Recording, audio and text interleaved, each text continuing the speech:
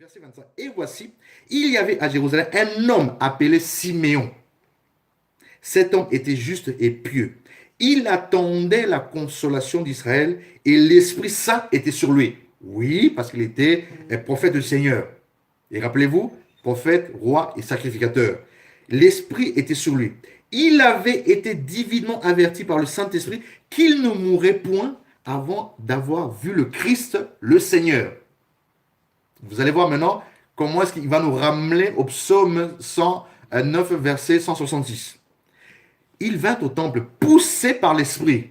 Donc, il ne marchait pas, il ne se déplaçait pas comme il le voulait. C'était toujours poussé par l'Esprit. Et comme les parents apportaient le petit enfant Jésus pour accomplir à son égard ce que donnait la loi, il le reçut dans ses bras et bénit Dieu et dit, ô Dieu, ô Adonai, ô Seigneur. Qu'est-ce qu'il dit, verset 28? Verset 29, maintenant Seigneur, tu laisses ton serviteur s'en aller en paix selon ta parole, car mes yeux ont vu ton salut. Mes yeux ont vu ton salut. C'est merveilleux. Salut que tu as préparé devant tous les peuples. Lumière pour éclater les nations.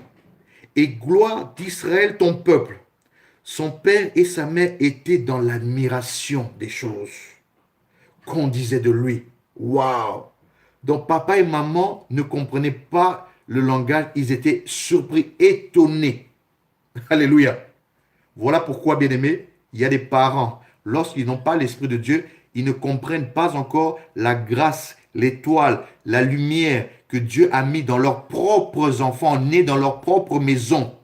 Voilà pourquoi beaucoup de parents négligent la grâce, le don que Dieu a mis dans leurs enfants, que l'ennemi a déjà vu avant même que les parents ne comprennent quand ils ne sont pas dans le Seigneur, dans la prière, une parenthèse que je vais fermer. Voilà pourquoi l'ennemi peut parfois venir dans une maison très facilement, voler l'étoile, voler la grâce d'un enfant qui avait bien commencé ses études, bien commencé ses activités, mais qu'à un moment donné, dans son préadolescence, à un moment donné, cet enfant commence à dévier, commence à se détourner des bonnes valeurs, des bonnes mœurs et toutes ces choses-là, en donnant des mauvaises compagnies, en donnant sur son chemin des personnes dans son entourage ici et là, où a commencé à avoir des mauvais comportements. Tout simplement parce que les parents n'avaient pas eu la compréhension de la grâce, de l'étoile brillante, de l'étoile particulière que le Seigneur qui a créé cet enfant et envoyé en mission sur la terre avait mis dans l'enfant. Beaucoup de parents ne le savent pas. Et l'ennemi qui est esprit peut venir dans une famille, dans une maison, arracher cet enfant dans la main des parents qui étaient endormis spirituels et faire de cet enfant ce qu'il veut. Voilà pourquoi beaucoup d'enfants qui ont grandi dans des familles dont les parents n'étaient pas éclairés, avertis spirituellement, ont laissé faire des choses, n'ayant pas la relation avec Dieu, étant aveugles pour que l'ennemi, selon Jean chapitre 10, verset 10, nous dise que le voleur ne vient que pour voler l'étoile, voler les grâces, voler les talents, voler les capacités et détruire cet enfant et voler et égorger.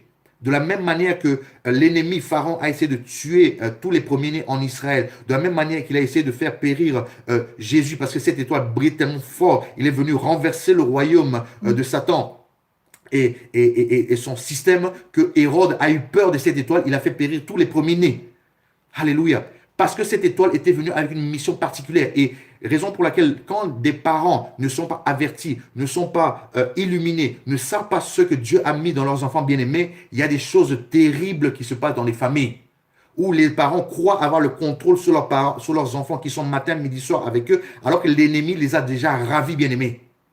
Et la seule manière pour les parents de pouvoir ramener ces enfants dans le Seigneur, on peut les taper, on peut les bastonner, on peut tout ça. Mais lorsque l'esprit à l'intérieur a déjà été volé, bien-aimé, l'étoile a été volée, bien-aimé, ce n'est que par la prière, par le retour à la parole, par la repentance, bien-aimé, et par la réclamation de cette âme, bien-aimé, que le Seigneur peut ramener cet enfant que l'ennemi a volé. Pourquoi? Parce qu'on voit ici que les parents étaient étonnés, étaient en admiration, de la même manière que lorsque les mages sont venus adorer cet enfant, cette étoile qui est née, adorer cet enfant, ils ne comprenaient pas tel honneur que les mages pouvaient donner à un petit bébé comme ça, un petit nourrisson. Alors qu'eux avaient reçu la révélation du Fils de l'homme bien-aimé. Et c'est par la révélation qu'ils ont compris que ce n'est pas n'importe quel nourrisson, ce n'est pas n'importe quelle étoile, ce n'est pas n'importe quel enfant. Alléluia. Personnellement, dans ma famille, lorsque j'étais ignorant, il y a des choses aussi que j'ai manqué à savoir par rapport à ma première fille qui a aujourd'hui plus de 18 ans et notre première fille. Et gloire soit rendue à Dieu, on a vécu une situation, je vais fermer la parenthèse bientôt pour continuer dans mon élan, mais c'est juste pour faire comprendre. Et notre fille avait, je pense, 7 ans. Et Dieu lui avait fait grâce, lorsque nous habitions encore dans la ville à côté, à 7 ou 8 ans, c'est une jeune fille et qui était dans sa chambre en train de s'habiller. Donc, elle venait de se laver, elle était en train de s'habiller. Et tout d'un coup, elle voit dans sa chambre un esprit méchant, tout rouge, avec des yeux rouges, apparaître dans la propre chambre de notre fille, qui avait 7 ou 8 ans à l'époque. Aujourd'hui, il a 18 ans, ça fait plus de 10 ans, cette histoire. Et cet esprit, elle le voit devant ses yeux. Je crois, j'étais au travail et mon épouse était là, et était de l'autre côté. Et elle a crié, maman, maman, papa, parce que cet esprit était tellement rouge, cet esprit, voulait venir toucher cet enfant, notre fille, parce qu'elle était en tenue, elle n'était pas habillée, elle était en train de s'habiller. Et cet esprit a voulu essayer de toucher, sûrement pour s'accoupler avec. Et quand notre fille, parce que comme on parle beaucoup avec les enfants, on leur parle de la parole de Dieu depuis qu'ils sont petits, on les éveille sur la réalité spirituelle dans laquelle nous vivons, sur les réalités du monde dans lequel nous sommes et sur le Seigneur Jésus-Christ qui est venu nous donner sa vie pour nous sauver, toutes ces choses-là, et qu'il est notre sauveur, notre rédempteur et toutes ces choses-là. Quand il nous a annoncé ça, on a compris au fait que l'ennemi essayait de nous attaquer au travers de nos enfants, comme il n'arrivait pas à nous atteindre, il voulait en fait perturber par la famille en nous prenant le premier fruit de nos entrailles, qui était notre fille aînée. Quand elle nous a raconté à table, parce que nous parlons beaucoup quand nous sommes à table avec les enfants, ou le week-end, ou en soirée, et elle nous raconte ça, et je dis écoute, dorénavant, si je ne suis pas là, et que maman est là, si tu vois encore cet esprit, parce que tout le monde ne pouvait pas avoir cet esprit-là, si tu vois encore cet esprit venir à toi comme ça, prends autorité, parce que tu es petite, physiquement, mais dans l'esprit, tu n'es pas petite. C'est voilà pourquoi cet esprit-là démoniaque, envoyé du monde des ténèbres, veut venir te perturber. Tu cries au nom de Jésus. Et quand tu cries au nom de Jésus, tu sais que maman est à côté, tu appelles même maman comme ça, maman avec l'autorité qu'elle a, elle va chasser cet esprit-là. Et toi, ne te gêne pas, crois seulement au Seigneur Jésus-Christ comme nous le croyons en lui, crois qu'il a la force, il a la puissance, selon Luc chapitre 10, verset 19, voici, je vous ai donné le pouvoir pour marcher sur les serpents, les scorpions et sur toute la puissance de l'ennemi et rien ne pourra vous nuire. Quelques jours sont passés et d'autres filles, dans la douche, dans la salle de bain, donc dans l'état où nous sommes lorsque nous allons prendre notre douche, notre bain, cet esprit vient encore dans la douche, dans la salle de bain, pour maintenant toucher notre fille. Notre fille, Dieu lui a fait grâce, c'est vraiment une grâce, bien-aimée. Ce n'est pas que c'est quelque chose qu'elle a cherché, c'est une grâce. Dieu lui a ouvert les yeux dans la petite pièce. Vous savez comment sont les douches et les salles de bain. Ce n'est pas des pièces de 10 mètres carrés, 15 mètres, 20 mètres carrés. 3, 4, 5 mètres carrés en dépendant des maisons. Cet esprit apparaît devant elle comme ça, tout moche, tout misérable, les yeux rouges, un visage, d'après sa description, horrible, avec des ongles bizarres, veut venir maintenant toucher, la prendre. Et quand elle voit ça, elle crie avec action au nom de Jésus. Elle appelle sa maman et sa maman vient. Sa maman prie. Et sa maman n'avait pas eu la grâce de le voir, cet esprit, elle le voyait. Sa maman, mon épouse, prend l'autorité au nom de Jésus. Elle chasse cet esprit s'en va. Bien-aimé, imaginez que, à cause du choix que nous avons fait de suivre le Seigneur et de le servir depuis ce moment-là, et même si nous n'avons pas encore eu l'éclairage ou compris notre appel, que notre fille, Dieu ne lui avait pas fait grâce de voir cet esprit méchant, démoniaque et satanique. Qu'est-ce qu'il allait faire? Qu'est-ce qu'il allait faire? Je ne suis pas dans ça, mais je ne sais pas pourquoi le Seigneur me permet de parler de ça. Peut-être que ça va aider une famille ou quelqu'un ou des parents.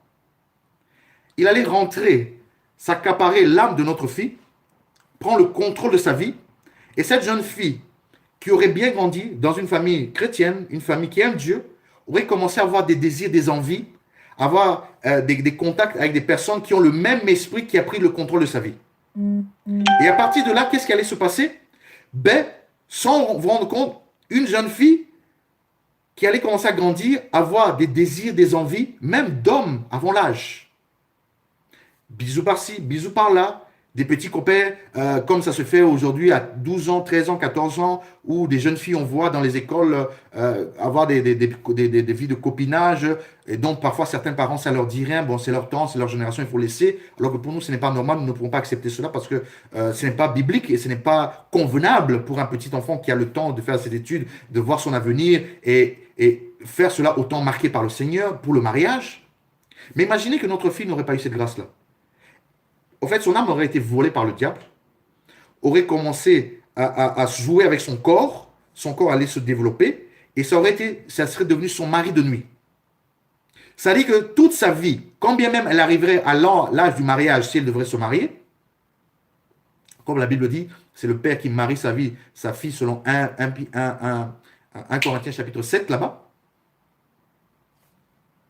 Et même si elle aurait trouvé quelqu'un, cet esprit de mari de nuit allait rejeter tous les hommes qui allaient venir dans sa vie, allait repousser, parce que ce sont des esprits destructeurs, ce sont des esprits méchants. Lorsqu'ils s'accaparent la vie d'une femme, d'un homme, que ce soit un mari de nuit, une femme de nuit, ils viennent pour détruire. Ils sont tellement destructeurs, tellement méchants, tellement jaloux, qu'ils ne permettent pas à un homme et une femme de venir prendre la place dans l'intimité.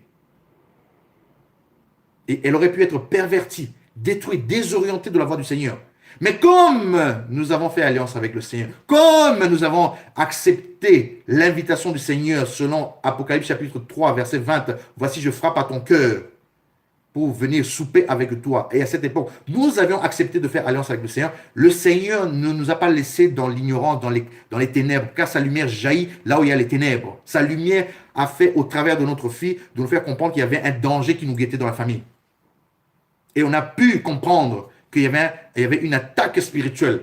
Alors, on aurait pu se dire, mais l'enfant ne sort jamais, l'enfant ne va jamais voir les garçons, l'enfant ne dort pas chez les gens, l'enfant ne va pas dans des endroits bizarres. Mais comment ça se fait que notre enfant a commencé à changer de comportement et d'attitude, ne s'intéresse plus à l'école, est tout le temps connecté sur son smartphone, sur les réseaux sociaux, en grandissant, en étant adolescente, aujourd'hui elle a plus de 18 ans, tout le temps connecté, en étant physiquement dans la maison avec nous, mais psychologiquement à l'extérieur, comme beaucoup de familles ont.